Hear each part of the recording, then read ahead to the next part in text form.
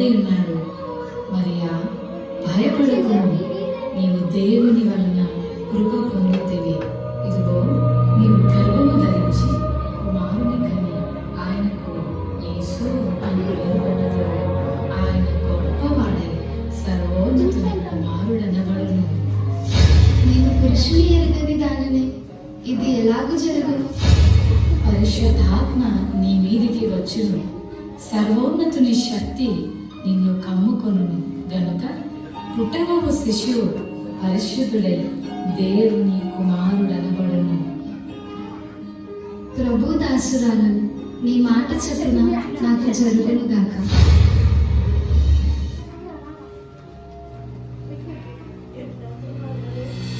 ఆమె భర్త అయిన యోసేపు నీతిమంతుడై ఉండి ఆమెను అవమానపరచును.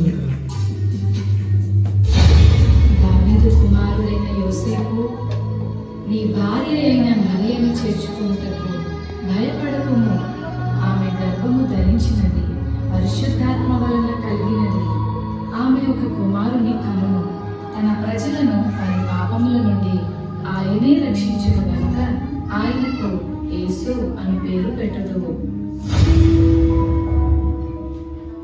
యోసేపు నిద్ర మేలుకొని ప్రభువు దూత తనకు ఆజ్ఞాపించిన ప్రకారం చేసి తన భార్యను చేర్చుకుని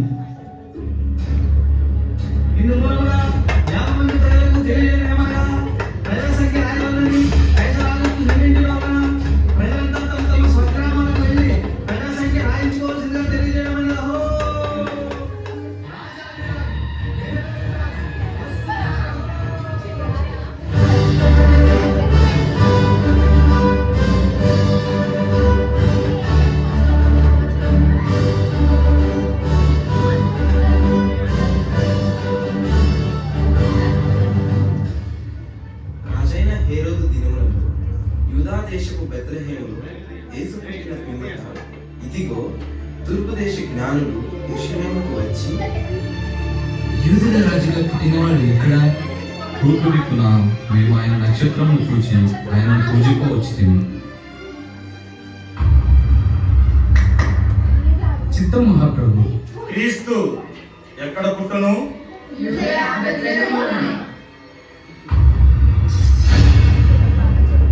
సరే, మీరు వెళ్ళి ఆ శిశువు విషయమై జాగ్రత్తగా తెలుసుకొనగానే నేను వచ్చి ఆయనను పూజించినట్లు నాకు వర్తమానం తెండి.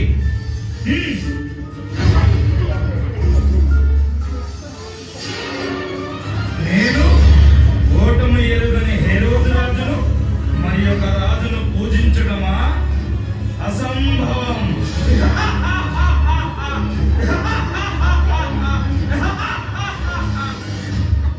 ఆ దేశంలో కొందరు గొర్రెల కాపరులు పొలంలో ఉండి రాత్రి వేళ తమ మందను కాచుకుంటుండగా,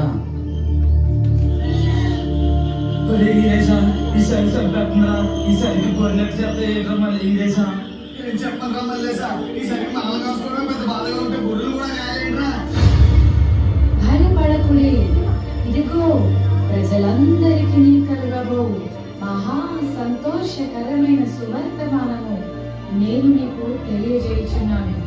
దావీదు పట్టణమందు నేడు రక్షకుడు మీ కొరకు పుట్టి ఉన్నాడు. ఈయన ప్రభువైన క్రీస్తు. దానికిదే మీ కానవాడు. ఒక శిశువు పొత్తి గుడ్డలతో చుట్టబడి ఒక తొట్టిలో పండుకొని ఉండుట మీరు చూచెదరు.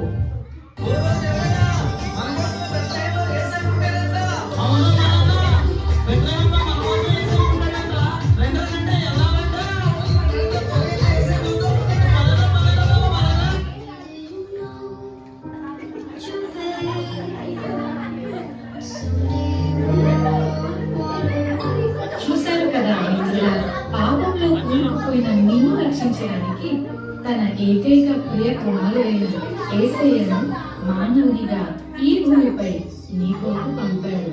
నిజ క్రిస్మస్ ఆనందం విందు వినోదాలలో లేదు, కానీ నీ హృదయంలో క్రీస్తు ఉండటమే నిజమైన క్రిస్మస్.